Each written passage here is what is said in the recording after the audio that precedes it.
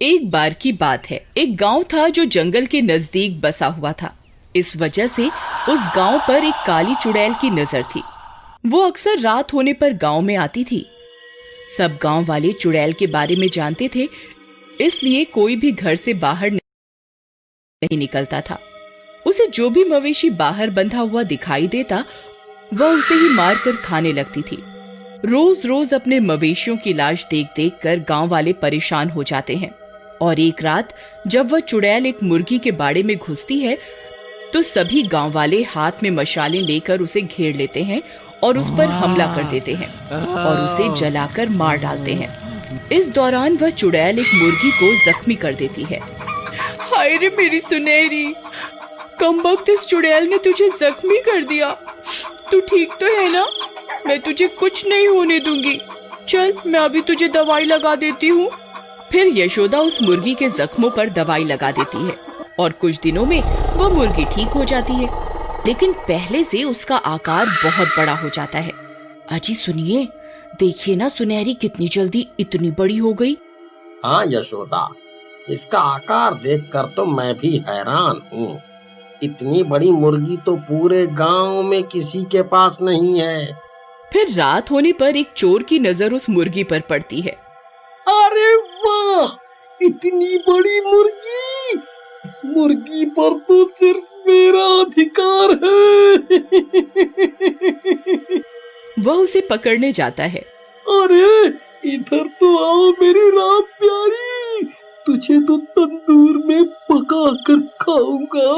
बाबा बाबा बाबा, आज तो बढ़िया दावत हो जाएगी। तभी वह मुर्गी उसकी ओर पलटती है और अपनी चोंच से उस पर हमला कर देती है। अरे मर गया रे! अरे नाक मिट्टी मुर्गी, ये क्या कर रही है? हे भगवान, एक मुर्गी में इतनी ताकत कहाँ से आ गई? तभी वह मुर्गी अपना मुंह बड़ा करके उसे निगल जाती है। मुर्गी उसे खाकर चुपचाप अपनी जगह पर बैठ जाती है। फिर सुबह होने पर वह एक अंडा देती है। वह अंडा बहुत बड़ा होता है। अजी सुनिए, जल्दी बाहर आइए, ये देखिए यहाँ क्या है। क्या हुआ यशोदा, क्यों चिल्ला रही हो? ऐसा क्या देख लिया? अजी देखिए ना, ये अंडा कितना बड़ा है। ये अंडा सुनहरी ने दिया है। अरे वाह यशोदा, ये अंडा तो बहुत कीमती लगता है। चलो इसे उठा लो, इसे यहाँ खुले में नहीं रख सकते। यशोदा उसका अंडा उठाने लगती है। तभी वह मुर्गी उसे चोंच मारती है। अरे कमबख्त मुर्गी, अपनी मालकिन को चोंच मारेगी? रुको, हम थोड़ी देर यहीं इंतजार करते हैं। जैसे ही अपना मुंह दूसरी तरफ करेगी, हम इसका अंडा उठा लेंगे। फिर वे दोनों छुप जाते हैं और इंतजार करने लगते हैं। फिर जैसे ही वो मुर्गी अपना मुंह दूसरी तरफ करती है, वे दोनों उसका अंडा चुरा लेते हैं और घर के अंदर घुस जाते हैं। अरे वाह वाह यशोदा, हमारे हाथ को खजाना लग गया।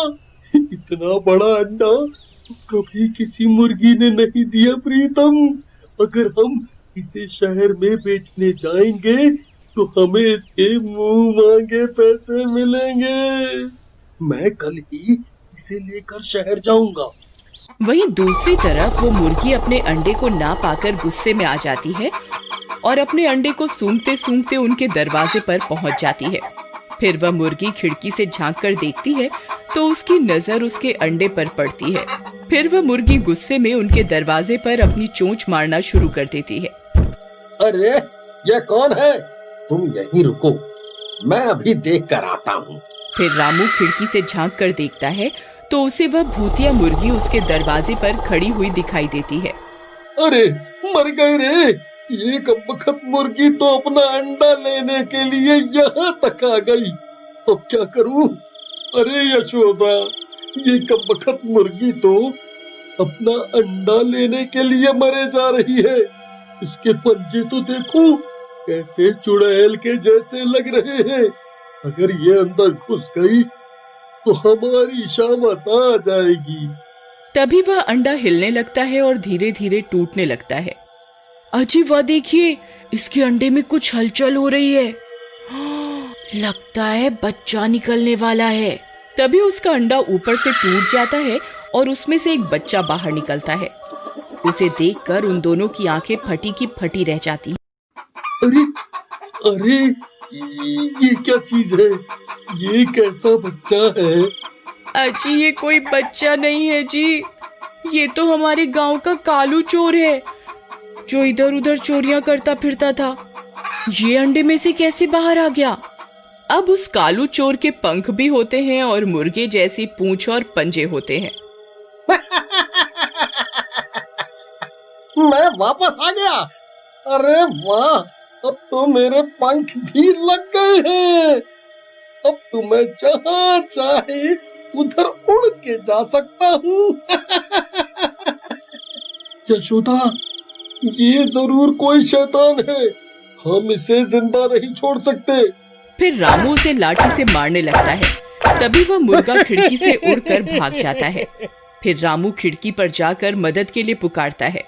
अरे गांव वालों, जल्दी इधर आओ, यहाँ बहुत बड़ा अनर्थ हो गया है। हमारी मुर्गी कोई आम मुर्गी नहीं है, इसके अंदर किसी चुड़ैल का साया है। जल्दी आओ और इसे खत्म कर दो, नहीं तो ये किसी को जिंदा नहीं छोड़ेगी। फिर गांव वाले उस मुर्गी का रूप देखकर समझ जाते हैं कि दाल में जरूर कुछ काला है। रामू भाई सही कह रहे हैं, ये वही मुर्गी है जिसे उस चुड़ैल ने काटा था। हमें इसे खत्म करना होगा। चलो भाइयों, आज इस मुर्गी को पकाकर इसका लेग पीस खाएंगे। फिर वे सब गांव वाले उसके ऊपर जलती हुई मशालों से हमला कर देते हैं और उस मुर्गी को जलाकर मार डालते हैं और उसे आग में से उसका लेग पीस निकाल कर खाने लगते हैं। वाह, मजा आ गया रामू भाई, तुम्हारी मुर्गी तो बहुत स्वादिष्ट निकली। अरे मूर्खों, जन्म जन्म के भूखों, फ्री का चिकन लेग पीस मिला नहीं और खाना शुरू। इतना भी भूल गए ये मुर्गी पर चुड़ैल का साया था। इसको खाने से पहले एक बार सोचना तो चाहिए था। अरे मर गए रे, ये हमने क्या कर दिया?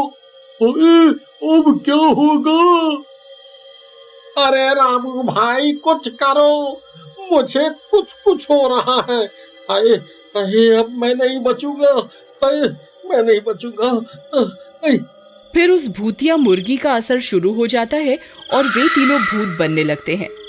अजय कुछ कीजिए, अगर ये भूत बन गए तो किसी को जिंदा नहीं छोड़ेंगे। फिर गांव वाले उन्हें पेड़ से बांध देते हैं। शुक्र है भगवान का, ये मुसीबत तो टली। नहीं भाई, एक मुसीबत यहाँ जंगल में घूम रही है। उस मुर्गी के अंडे से एक दानव ने जन्म लिया था जो हूबहू कालू चोर की तरह दिखाई दे रहा था। ये क्या कह रहे हो भाई? ऐसा कैसे हो सकता है भाई? मैं सही कह रहा हूँ भाई, मैंने अपनी आंखों से देखा था उसे। हमें उसे पकड़ना होगा।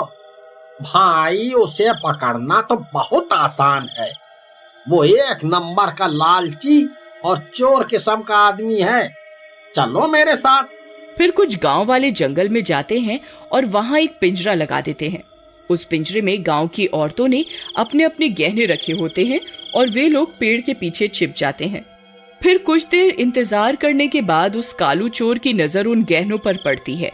उसके अंदर का चोर जाग उठता है और वह पिंजरे की तरफ आ जाता है और उसमें घुस जाता है और गांव वाले पिंजरा बंद कर देते हैं और वह पकड़ा जाता है।